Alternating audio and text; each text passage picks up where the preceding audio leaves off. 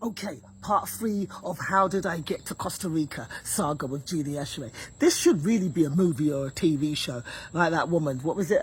Who the fuck did I marry? Anyway, on with the story. So, the mortgage company's insurance company pays out. We got paid out less than 3 weeks after the fire because the house was razed to the ground. Luckily, I say luckily in that I've got friends whose houses are still standing and they've had horrible smoke damage and they've been in non-stop fights with the insurance company to get their money. At least with us, they probably just sent a frigging drone over the top and went, yeah, that's all gone. Here's your check. So they paid out for the structures and we used that money to pay off the mortgage. So now we own that land outright. It's ours. All we have to do is just keep paying the taxes and then we decide what to do down the line. Now, I was saying earlier, thank God I hadn't paid off the mortgage. And some of you might be going, why? I'll tell you why. My plan was that no matter what happened with my career after Bob Hart's Abishola, our home would be owned outright. So even if I never get another TV gig again and I was just doing bits of stand-up or whatever, the house was owned outright. They couldn't take it away from us. Well, I say they can't take it away from us. In America, they can come and take your house if you fall $1 behind in taxes. How do you pay off an entire house? You spent 30 years paying off the mortgage. You pay the debt, but they still come after you for taxes and they will take your house. But that's why I bought a house that was affordable, because our taxes on our house were still expensive. It's $1,500 a month in taxes alone. So even after the mortgage is paid off, you still got to pay $1,500 a month on your house forever. This is where these athletes go wrong. They buy these massive $30-40 million mansions while they're at the top of their careers and earning millions of dollars, but they forget when their career is over, they still got to pay them taxes. And that's what happens. They end up losing their houses after their career is over because they can no longer afford the 30, 40, 50, 60, 70 grand a month in taxes on these ridiculous mansions that they bought after their career is over. Anyway, let's get back on track. I'm very happy that I hadn't paid off the mortgage. When I first got into the Bob Hart's Abishola room, I've never been good with money. I don't understand stocks and shares and Bitcoin and cryptocurrency. I don't understand all that shit. I'm old school. You put your money in the bank or you buy a house. That's all I understand. Property or bank. I don't understand all the other shit. When I got into Bob Hart's Abishola, into the writers' room, I was working surrounded by rich white dudes. So I went to all these rich guys and I went around the room and I was like, where do you put your money? Where do you put your money?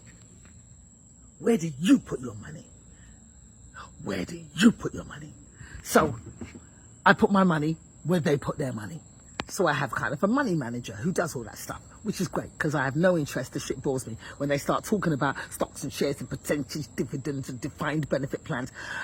My eyes just start to glaze over. I'm just like this. Huh?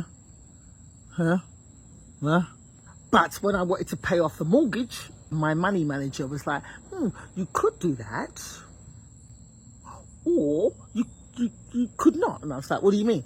And she was like, well, your mortgage rate is 2.87%, but that money invested is currently earning between 8 and 11% on your investments. So it may be better to leave your money there. I'm not telling you what to do because I don't want you to lose money and come back to me, but the chances are you'll probably earn more money investing it. So I left that money in the investment account, and thank God, because if I paid off that $550,000 mortgage, when the house burned, that $550,000 would have been burned along with the other $1.2 million we'd already been put into the house. So we would have lost over $1.7 million.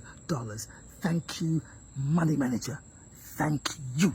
The mortgage company paid off that last 550 grand with a little bit of extra change on top. So I didn't lose that money, and that money is what I took out of my investment account because I knew that Trump was going to crash the market.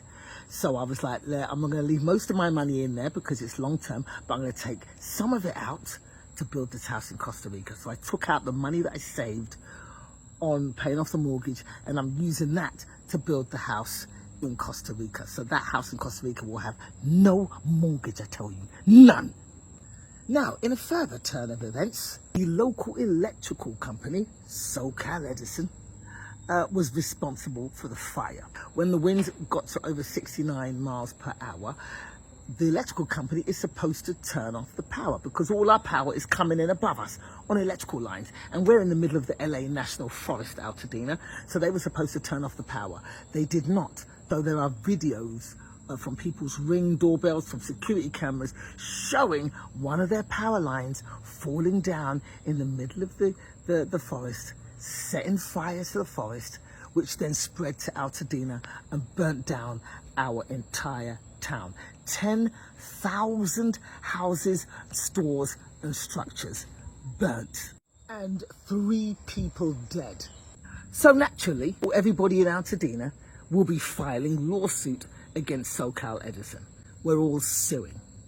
This is not the first fire that these damn electrical companies have caused. So we know from previous fires that they'll probably settle, but it will take years. They will take 2 years for the statute of limitations before they even start considering settling or fighting. They'll bumble along and hope that a bunch of people die before it actually gets, the case comes to fruition, because a lot of people in Altadena are old black legacy families. So these evil electrical companies will wait and hope the people die. Then they will drag out the negotiation process for years. So the chances of me and Nina getting our money back are pretty high, but we're not probably going to get that money till 2033. God willing, we'll still be alive by then to claim that windfall. In the meantime, we will hold on to that land in Altadena. Our wish would be to come back and rebuild in Altadena.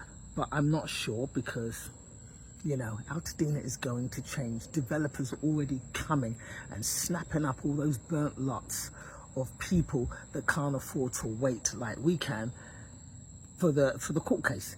They're just taking their money and moving it on, because a lot of these houses were old black families, black and brown families in Altadena, who bought their houses in 1960 and paid off their mortgage 30 years ago.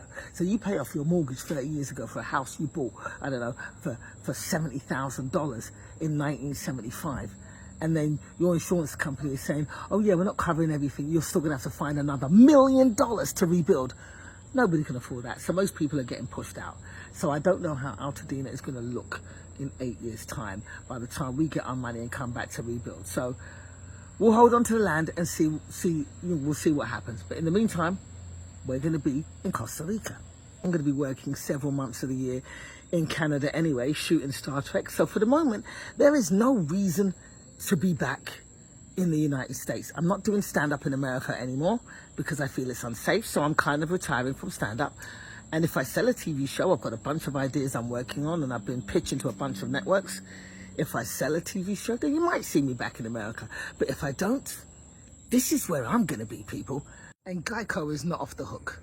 We're going to file a lawsuit against them and against our mortgage company. Fuck it, we're going to sue everybody we can. We've got a really good lawyer on hand who lives in Altadena, so she's fighting personally. And they get a percentage of the winnings. So I don't even have to pay any money up front. So we're going to sue everybody.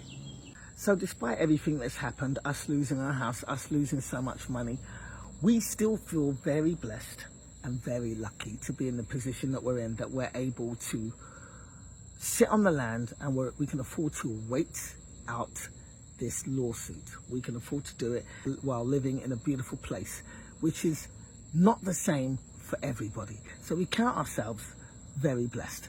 And I feel that I am being guided by the universe, God, Yahweh, Allah, whatever you want to call the entity that you follow, and my grandma, my dead grandma.